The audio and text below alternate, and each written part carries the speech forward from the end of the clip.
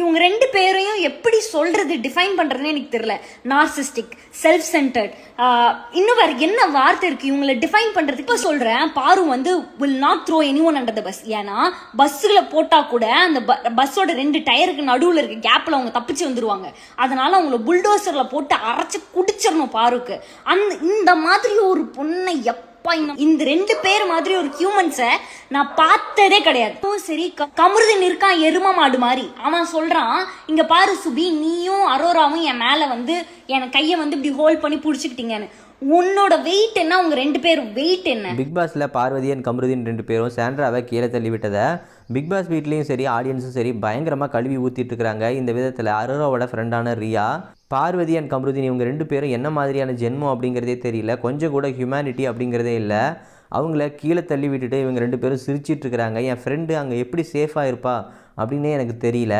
Big pass வீடு இருக்கிறதுலே ரொம்ப சேஃபான இடம். ஆனால் அந்த இடத்துலேயே இவங்க ரெண்டு பேரும் இப்படி பண்ணுறாங்க அப்படின்னா இவங்க எதை வேணா பண்ண துணிஞ்சவங்களாக தான் இருப்பாங்க அப்படின்றது போல் ரியா பயங்கரமாக கழுவி ஊற்றி இருக்கிறாங்க. இன்னைக்கு பிக் பாஸ் ஷோ பார்க்கும்போது உண்மையாவே மனசு அவ்வளோ பதட்டமா இருந்தது. அந்த இடம் எவ்வளோ சேஃபான இடம்னு எனக்கு தெரியும். பட் அந்த இடத்துல இந்த மாதிரி ஒரு ரெண்டு ஆட்கள் இருக்கிறதுனால என்னோட ஃப்ரெண்டு உண்மையாவே உள்ள சேஃபா தான் இருப்பாளா அப்படிங்கிற ஒரு குழப்பமே என் மண்டக்குள்ளார வந்துருச்சு.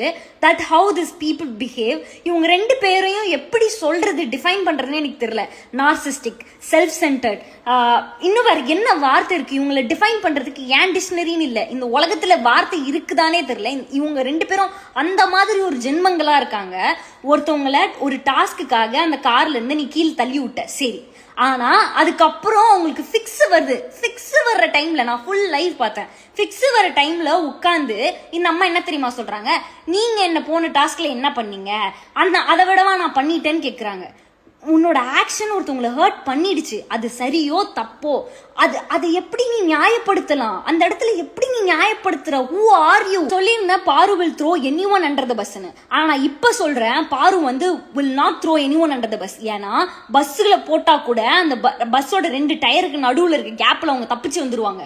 அதனால அவங்கள புல்டோசர்ல போட்டு அரைச்சு குடிச்சிடணும் பாருக்கு.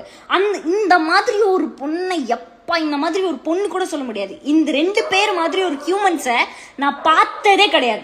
சரி, கமருதீனும் சரி சொல்ற விஷயம் என்னன்னா, லாஸ்ட் கேம்ல நீங்க எங்களை பண்ணாதான் நாங்க பண்ணிட்டோம். கமருதீன் இருக்கான் எரும மாடு மாதிரி. அவன் சொல்றான், இங்க பாரு சுபி, நீயும் அரோராவும் என் மேல வந்து என் கையை வந்து இப்படி ஹோல்ட் பண்ணி புடிச்சுக்கிட்டீங்கன்னு. உன்னோட வெயிட் என்ன? உங்க ரெண்டு பேரும் வெயிட் என்ன?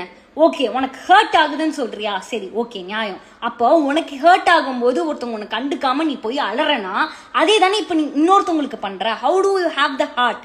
என்ன ஒருத்தவங்க கஷ்டப்படுத்திருக்காங்கன்னா அந்த இடத்துல நான் இன்னொருத்தவங்களை வச்சு பார்க்க மாட்டேன். அப்ப நீ யாரு? நீ எந்த மாதிரி ஒரு மனுஷன்? இந்த இவ்வளவு பிரச்சனை நடந்துகிட்டு இருக்கும்போது நடுவுல வந்து அவங்களுக்கு ஃபிக்ஸ் வந்த உடனே சபரியா இருக்கட்டும், வினோதா இருக்கட்டும், டாஸ்காவது ஒன்னாகுதுன்னு எழுந்து வந்த விதம் உண்மையாவே எனக்கு வந்து ஹார்ட் டச்சிங்கா இருந்தது. I felt very bad and very guilty. சபரியை நம்ம உள்ள போய் இந்த மாதிரி பேசிட்டோமே, இந்த மனுஷன் இப்படி இருக்காரேன்னு எனக்கு அவ்வளவு கஷ்டமா இருந்தது. இந்த மாதிரி ஒருத்தவங்களுக்கு நடக்கும்போது நான் அந்த இடத்துல ஒரு ஹியூமனிட்டி சூஸ் பண்ணது, எனக்கு அந்த மனுஷன் மேல ஒரு பெரிய ரெஸ்பெக்ட் வந்துருச்சு.